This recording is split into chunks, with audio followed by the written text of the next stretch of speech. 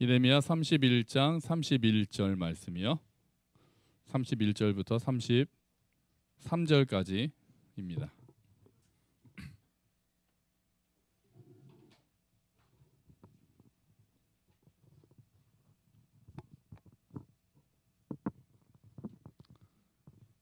예레미야 31장 31절부터 33절까지 말씀이요.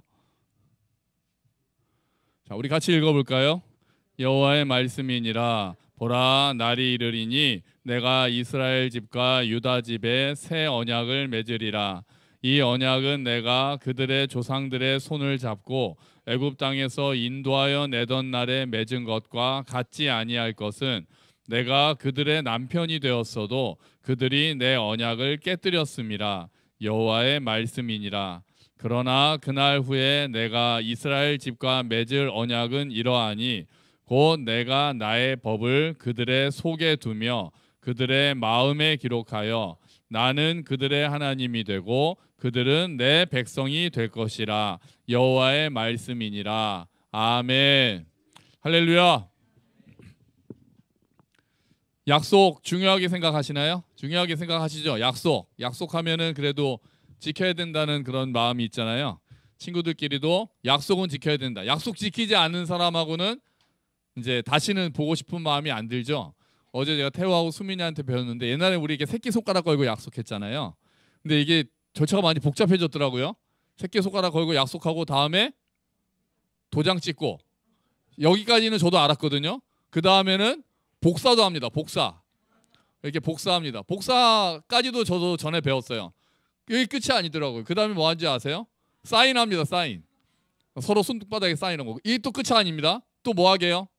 코팅합니다. 코팅. 이게 끝이에요. 약속하고 도장 찍고 복사해서 사인하고 코팅하고. 또 있나요 혹시? 이게 다죠? 아직까지 이게 다죠? 또 뭐가 나올지 모르겠네.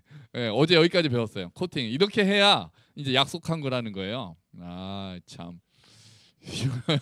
약속하기 힘들어서 못하겠어요. 까먹어서 못하겠어요. 자, 이렇게까지 하면은 이제 반드시 지켜야 한다는 그런 말을 하는 거죠. 사실 부모가 거짓말쟁이가 되는 것도 뭐 특별히 나쁜 마음으로 거짓말을 해서 그런 게 아니잖아요. 이제 약속을 지키지 못할 때 뭐 아빠는 거짓말쟁이야, 뭐 엄마는 거짓말쟁이야, 이제 그런 얘기를 하는 거죠. 자, 약속이라는 말이 성경적으로 쓰일 때는, 성경에서 쓰일 때는 보통 이런 단어로 쓰입니다. 언약. 네, 언약. 계약이라고 하지 않고 언약이라고 하는 것은 하나님과 우리 사이가 동등하지 않기 때문이죠. 하나님께서 주도하셔서 인간과 계약을 맺을 때 그것을 언약이라고 합니다. 그래서 성경이 언약의 책입니다. 그래서 옛 언약은 뭐라고 합니까? 구약. 새로운 언약은 뭐라고 합니까? 신약. 옛날에 약장수처럼 인간의 병을 고치기, 죄라는 병을 고치기 위해서는 약이 두 개가 있는데 구약과 신약이다. 이거 말은 맞는 것 같은데 그 내용하고는 안 맞는 거예요. 그냥 좋은 의미로는 좋지만 구약은 그 옛 언약, 신약은 새로운 언약이라고 하는 거죠.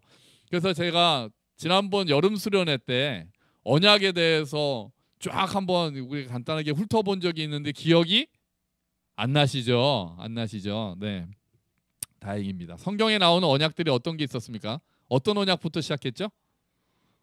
아담 언약부터 했습니다. 아담 언약, 노아 언약, 아브라함 언약, 다윗 언약. 제일 또 그 구약에서 제일 중요한 언약은 모세 언약. 시내산 언약이라고보다는 모세 언약, 이제 이런 게 있었죠. 그리고 오늘 예레미야에서 우리가 읽은 것은 무슨 언약입니까? 새 언약입니다. 새 언약. 이제 제일 중요한 게 새 언약입니다. 왜냐하면 구약에 있는 다른 언약들은 구약의 이스라엘 백성들과 하나님이 맺으신 언약이었다면 오늘 우리가 보는 새 언약은 구약의 백성들뿐 아니라 우리하고도 맺은 언약이거든요. 그래서 새 언약이 굉장히 중요해지는 거예요. 새 언약이 제시되는 31절에 새 언약이 나오는데요.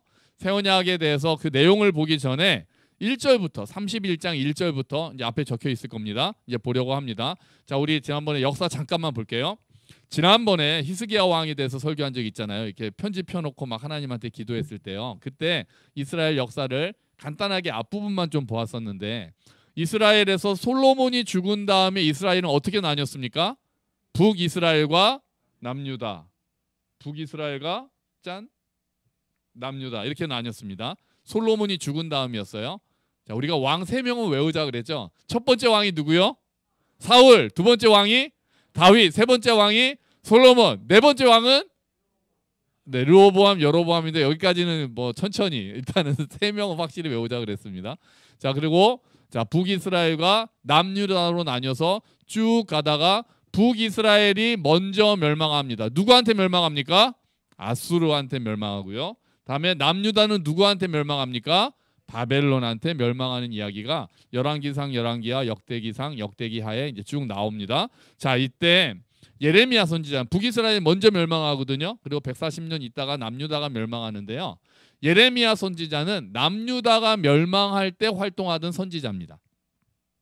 그러니까 나라가 멸망하는 것을 보고 있었기 때문에 계속해서 애통하는 마음이 많습니다. 당연히 그렇겠죠. 계속해서 애통하고 눈물을 흘리고 너무 슬퍼했기 때문에 예레미야 선지자의 별명이 눈물의 선지자라고 합니다. 그래서 예레미야서에서는 그 예레미야서 1장부터 쭉 나오면은 이스라엘에 대한 심판의 얘기가 많이 나오는데요.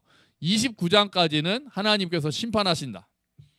남유다를 심판하신다라는 얘기가 쭉 나옵니다. 그러다가 30장에서는 그 다음에 남유다를 하나님께서 회복하시겠다라는 이야기가 이어서 나옵니다. 그 회복의 핵심이 바로 무슨 언약이요? 새 언약이 되는 거죠. 자, 그래서 31장 1절에는 이렇게 나옵니다. 앞에 한번 보시죠. 같이 한번 읽어볼까요? 여호와의 말씀이니라. 그때 내가 이스라엘 모든 종족의 하나님이 되고 그들은 내 백성이 되리라. 아멘. 많이 들어본 말이죠. 우리가 아까 읽었던 말씀 중에도 있잖아요. 나는 그들의 하나님이 되고 그들은 나의 백성이 되리라. 이게 사실 언약의 핵심이에요. 모든 언약의 핵심은 내가 그들의 하나님이 되고 그들은 나의 백성이 된다는 거예요. 이게 언약의 핵심이에요. 특별히 출애굽기에서 하나님께서 이 얘기를 계속 하시거든요. 내가 너희를 구해내서 나는 그들의 하나님이 되고 이스라엘이죠. 이스라엘은 나의 백성이 될 거야. 이게 계속해서 나오거든요. 그런데 그래서 이 언약은 내가 이스라엘의 하나님이 된다라는 얘기는 내가 이스라엘을 어떻게 하겠다. 내가 이스라엘의 하나님이 되겠다. 그러면 내가 이스라엘을 어떻게 하겠다는 얘기입니까? 보호하겠다, 지키겠다, 구원하겠다. 이 얘기가 들어있는 거예요. 내가 이스라엘의 하나님이 된다는 거. 내가 책임질게. 오빠가 책임질게. 이렇게 되는 거예요. 내가 책임질게. 내가 너희 하나님이야. 내가 너희 돌볼 거야. 너희 지킬 거야. 너희 구원할 거야. 이렇게 얘기하는 거거든요. 그런데 그들은 나의 백성이 된다. 그러면 이스라엘은 뭐 해야 되죠? 순종해야 되는 거예요. 하나님은 보호하시고 인도하신다면 이스라엘이 해야 될 일은 순종이에요. 그게 언약의 핵심인 거예요. 하나님은 보호하시고 이스라엘은 순종한다. 이게 같이 맺어져야 되는 언약이거든요. 그런데 앞불사 우리가 오늘 읽었던 말씀 중에 32절 말씀 한번 읽어볼까요? 32절입니다. 같이 읽죠.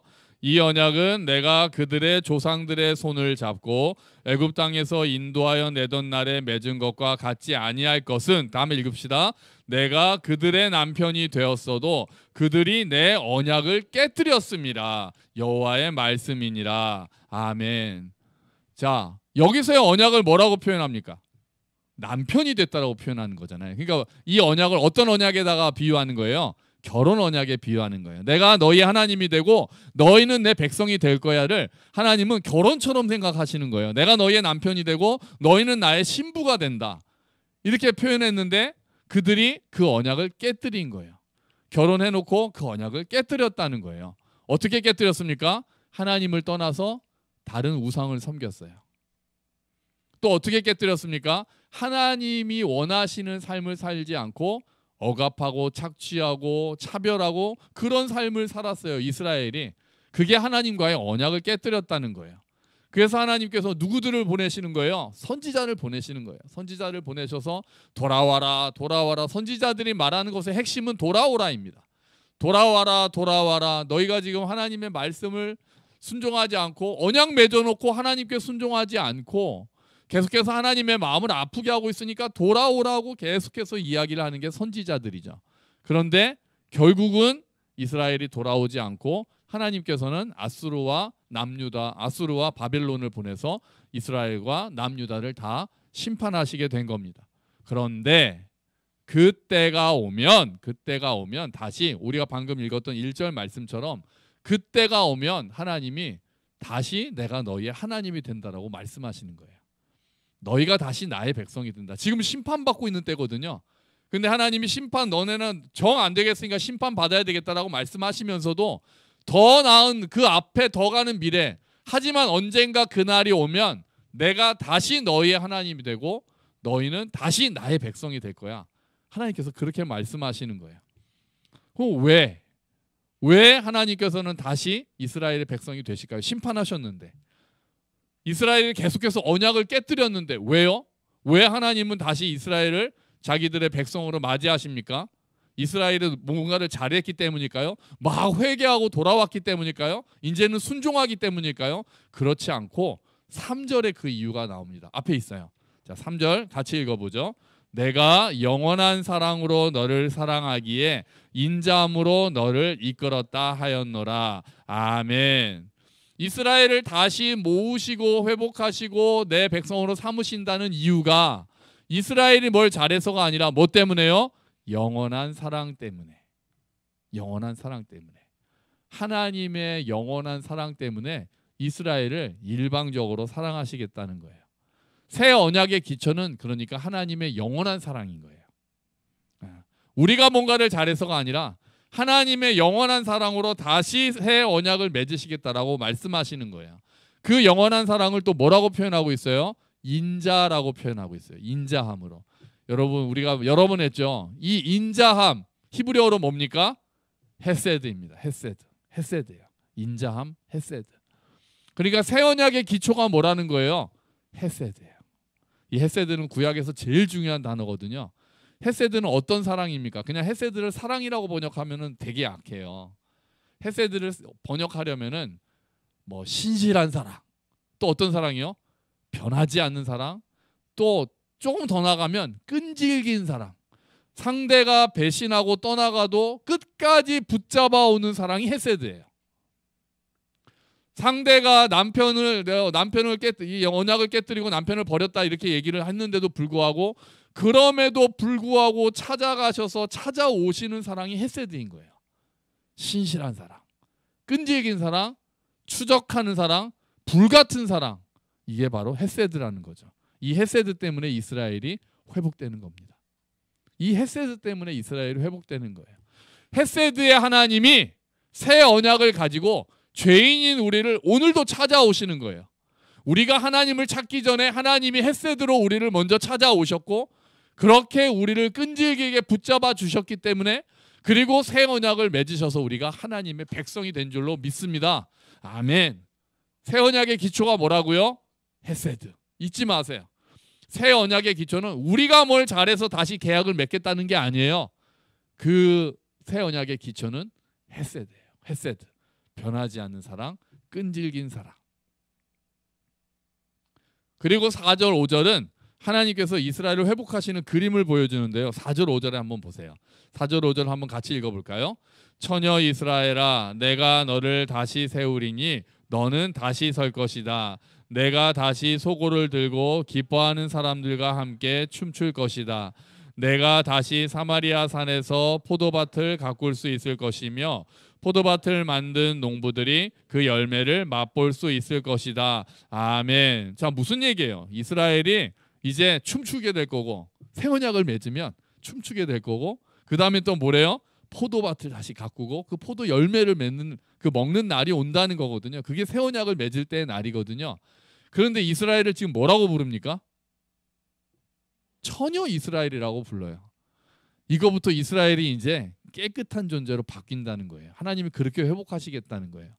아까 남편과 맺은 언약을 깨뜨렸다 이렇게 표현했거든요. 그래서 성경에 보면 구약에는 이스라엘의 우상 숭배를 음행이라고 표현해요. 너희 이스라엘이 음행을 행했다 이렇게 표현하고 나중에는 좀 더 심하게 그래서 뭐라고 부르냐면 창녀 같다 이렇게 표현하거든요.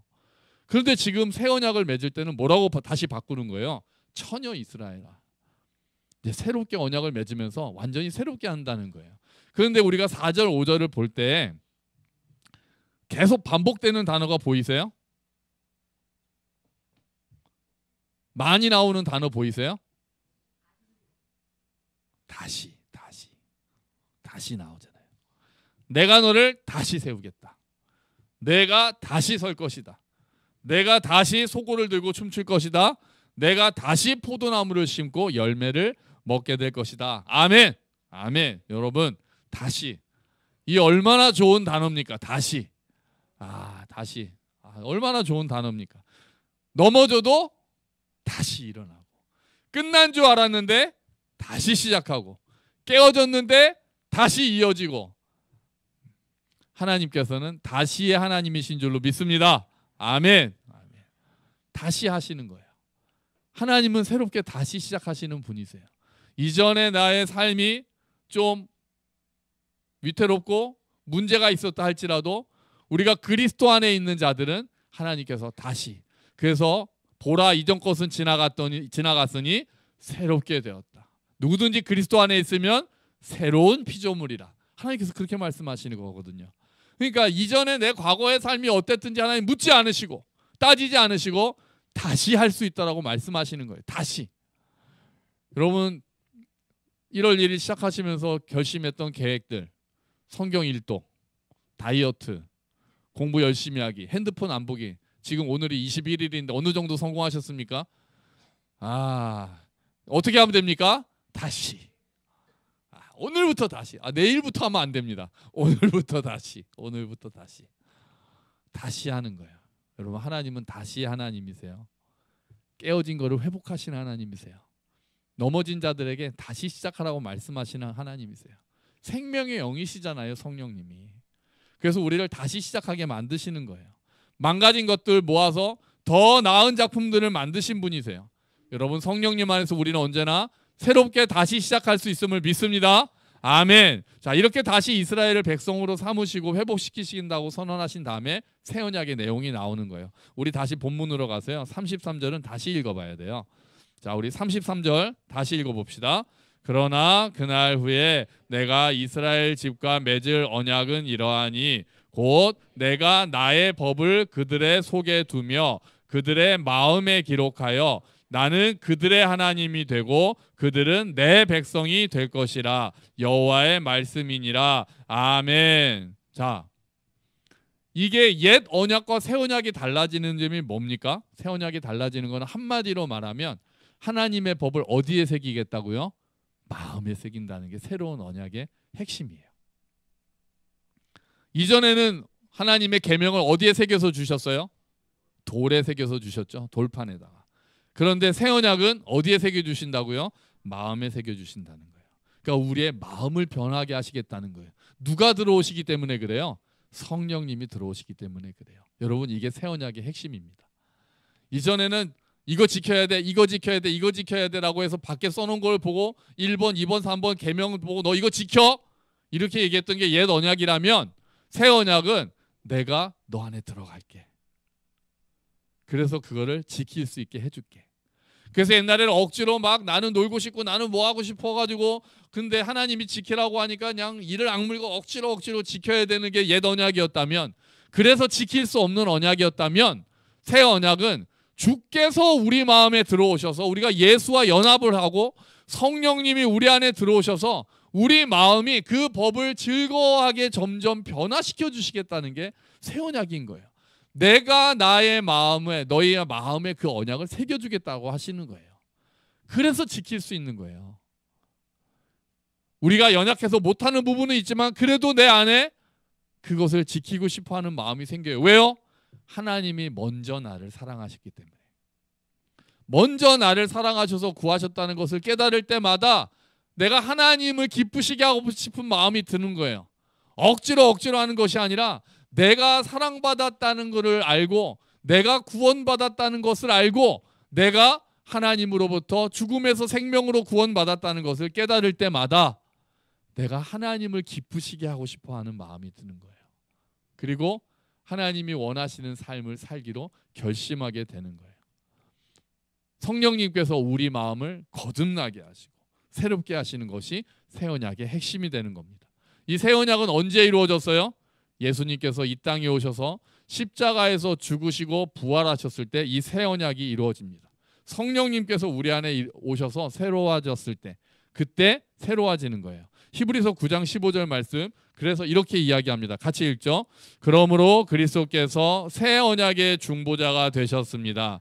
이제 하나님께 부르심을 받은 자들은 하나님께서 약속하신 영원한 복을 얻을 수 있게 되었습니다. 아멘. 예수님이 새 언약의 중보자가 되셨다고요. 하나님께서 예레미야를 통해서 말씀하신 새 언약이 예수님을 통해서 이루어지기 시작한 거예요. 그런데 이 언약이 이렇습니다. 그 다음 말씀 한번 볼까요? 같이 읽을게요. 하나님께서 예수님을 통해 그의 백성에게 주신 언약도 옛 언약보다 훨씬 좋은 것입니다. 아멘. 새 언약이 옛 언약보다 훨씬 좋은 거예요. 왜요? 예수님이 우리를 먼저 죽기까지 사랑하셨으니까요. 그리고 우리 마음에 법을 새겨주셨으니까 영원한 거예요. 다 이루어졌기 때문에 더 좋은 언약이 되는 거예요.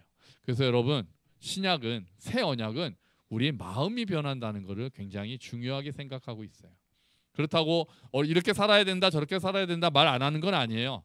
그런데 이렇게 해야 돼, 끝! 이게 아니라 이렇게 할 수 있도록 내가 너 안에 들어가서 너의 마음을 고쳐줄게. 여기까지가 새 언약이에요. 그래서 그거는 사랑으로 가능해요. 가르침으로 되지 않는 부분이 있잖아요. 어제 우리 중고등학생들하고 몇 명하고 요새 영화 보고 토론하기 하는데 어제 이 영화를 봤어요. 초콜릿. 기억나시나요? 우리 교회 개척할 때 같이 봤던 영화예요. 이 영화에 이제 어떤 장면이 나오냐면은, 이 영화는 어떤 내용이냐면 굉장히 보수적이고 전통적인 시골 마을에 이 여자가 초콜릿 가게를 엽니다. 그런데 이제 그 시장과 이 사람들이 그 여자 그 가게를 별로 좋아하지 않는데 결국은 변화되는 내용이에요. 근데 이런 장면이 나와요. 어떤 사람이 자기 아내를 때리고 막 그런 남편이 있거든요. 그걸 알게 되자 그 시장도 굉장히 보수적인 사람인데요. 이 사람을 이제 바꾸겠다 이렇게 마음을 먹습니다. 그리고는 데려가서 교육을 시키기 시작해요. 교회에 끌고 가가지고 딱 앉혀놓고 교리를 가르칩니다. 죄의 속성은 무엇인가 막 하면서 가르치니까 애들하고 앉아가지고 막 외워요. 이 남자가 막 술 먹고 술에 취해가지고 아내 때리고 했던 이 남자가 막 그러고 뭐 외웁니다. 그리고 양복도 입히고 그 다음에는 식탁 매너를 가르쳐요. 앉아가지고 수저는 이렇게 잡아야 되고 막 그렇게 해가지고 내가 이 사람을 바꿔놓겠다라고 하면서 막 그렇게 합니다. 그러더니 이 남자가 어느 날 다 양복을 입고 꽃다발을 들고 자기가 때려서 어디 피신해 있는 그 여자를 찾아와요. 그 여자를 찾아와가지고 꽃다발을 주면서 나 거듭났어. 하나님이 나를 바꾸셨어. 당신 미안해. 용서해줘. 그랬더니 이 여자가 당신 사과를 받아들일게요. 그렇게 얘기해요. 그래 그럼 오늘 집으로 다시 이제 들어와줘. 그랬더니 그러고 싶지는 않아. 그럽니다. 그래서 이 남자가 얼굴이 싹 변해요.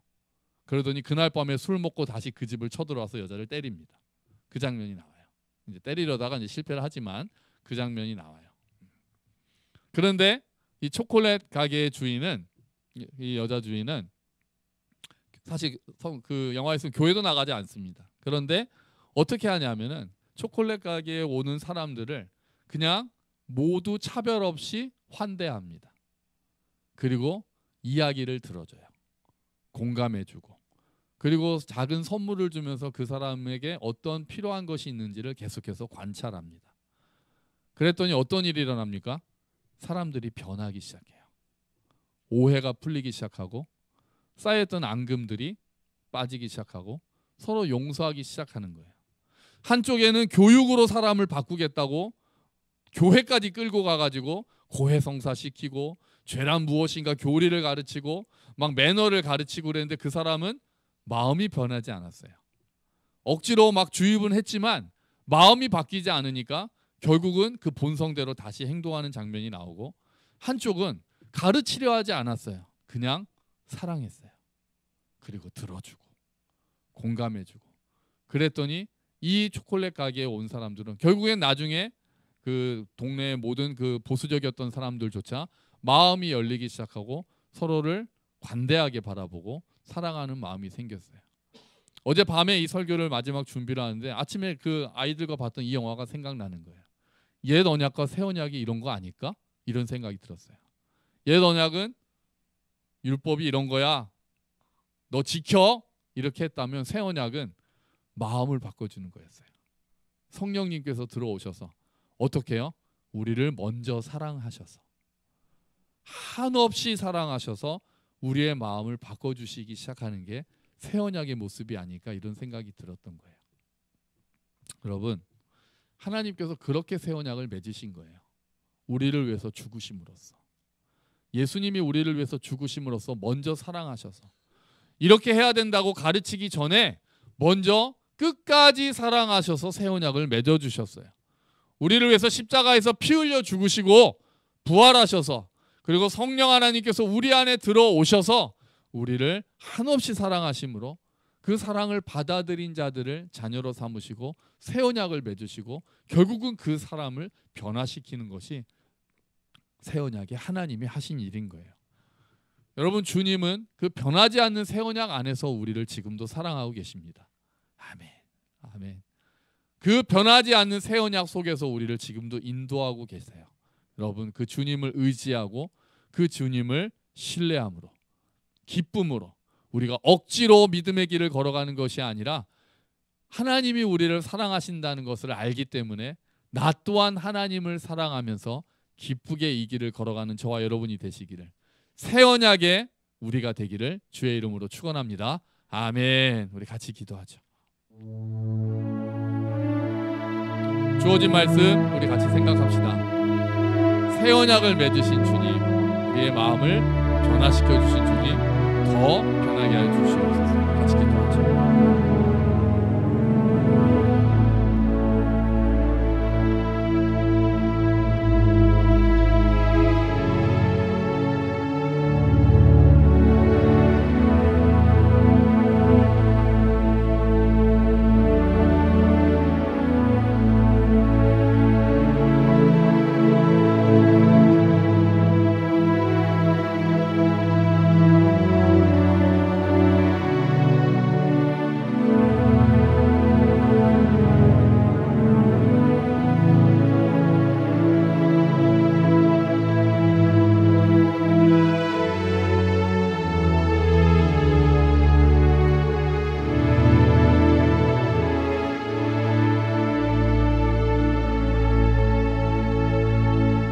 아버지,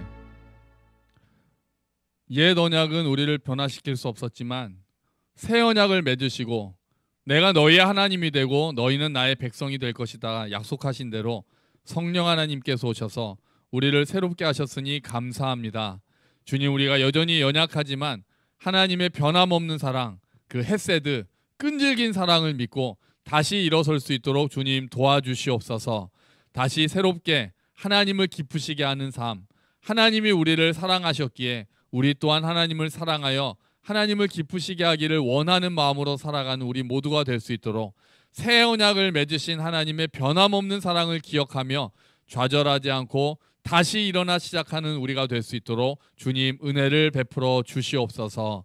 감사합니다. 주님, 예수 그리스도의 이름으로 기도합니다. 아멘. 다 함께 자리에서 일어서셔서 주기도